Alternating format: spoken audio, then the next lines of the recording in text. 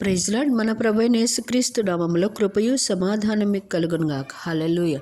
ఈరోజు వాక్యము కీర్తనల గ్రంథము 9వ అధ్యాయము 14వ వచనం.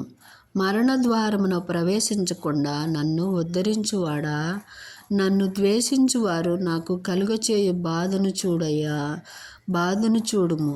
యెహోవా వానిని భయపెట్టుము. తాము నరమాత్రులమని జనులు తెలుసుకొందురుగాక.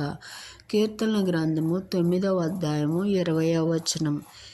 దేవుడు ప్రతీది మనల్ని గమనిస్తూ ఉంటాడు, ప్రతీది మనల్ని చూస్తూ ఉంటాడు. ఏ శత్రువులు నా బిడ్డల మీదకు రాకూడదని నిమిషం నిమిషం నీరు కడుతూ కంటికి రెప్పలాగా దేవుడు మనల్ని కాచి కాపాడుతూ పాదములకు రాయి తగలకుండా దేవుడు మనల్ని కాపాడుతున్నాడు. ఆ విధంగా కాపాడబట్టి మనం ఈ రోజున సజీవులమైన ఆయన రెక్కల నీడలో మనం సురక్షితంగా ఉంటున్నాం. Praise the lord. దేవుని వాగ్దానములు మనం స్వతంత్రించుకుంటూ ఆయనకి ఇష్టమైన బిడ్డలంగా జీవించడం గాక. హల్లెలూయా. అట్టి కృప దేవుడు మనకు అనుగ్రహించును గాక. ఆమేన్.